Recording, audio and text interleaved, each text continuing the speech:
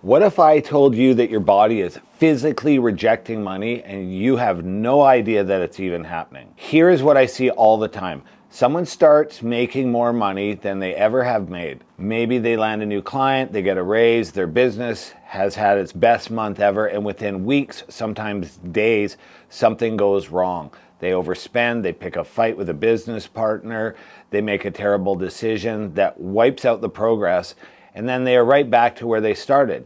And everyone around them says, oh, that's just bad luck, or timing was off. But that's not bad luck, and it wasn't bad timing. It was their nervous system pulling them back to what feels familiar. See, you have a money story, a relationship with money, and an actual financial blueprint. It is the internal ceiling your nervous system has set on how much money you're allowed to have, how much success you're allowed to have or to experience, and how much abundance you're allowed to hold before it starts feeling like danger. And this is the part most people miss. You think your relationship with money is logical. You think it is about strategy and knowing what to invest in, about working harder or being smarter, but your relationship with money is emotional and it's neurological before it is ever strategic. Think about it. If you grew up in a house where money was a source of stress, arguments, or shame, your nervous system recorded that. It filed money under threat.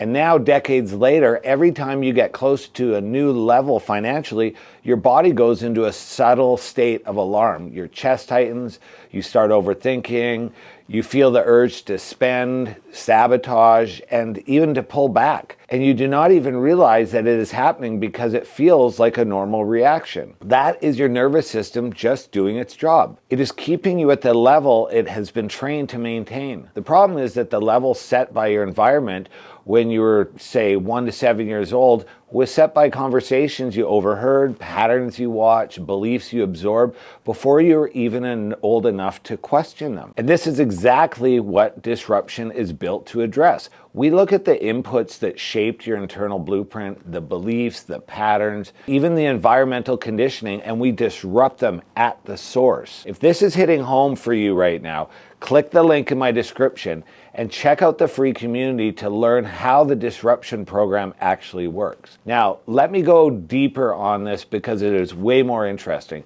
Your financial blueprint does not just affect how much money you make. It affects how much money you keep. It affects who you attract into your life around money. It affects the decisions you make when money is on the table. I've worked with people who are incredibly talented, incredibly driven, and they keep cycling through the same financial patterns year after year. And when we dig into it, the pattern always traces back to the identity issue. Always the same thing. Somewhere along the way, they were conditioned to believe that people like them do not have that kind of money, that wealth is for other people, that making money means becoming someone they do not want to be. And here's what is wild. They do not even consciously believe it anymore. If you ask them, they would say, of course I want more money. Of course I believe I can. But their nervous system never got the update. Their conscious mind upgraded, but their internal operating system is still running the old software. This is why positive thinking alone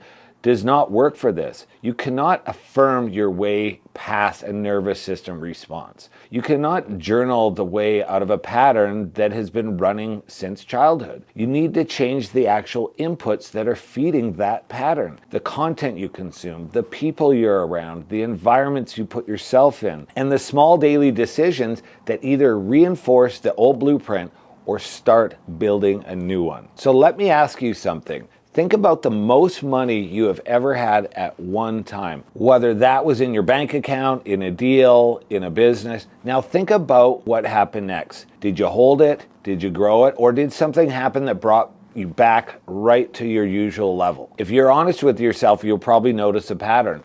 And that pattern is not about your discipline or your work ethic. That pattern is about the ceiling in your nervous system that is set for you. It is about what your internal blueprint says you're allowed to have. This is the work. This is what actually changes your financial reality long term. And this is what we do inside Disruption. We identify the inputs that build your current blueprint and we replace them with inputs that support the version of you that you're actually building towards. Click the link in my description, join my free community, and learn how Disruption program actually works. This could be the one thing that finally breaks the cycle for you. Your relationship with money is a mirror of your relationship with yourself. Fix the blueprint and the money follows. It always does.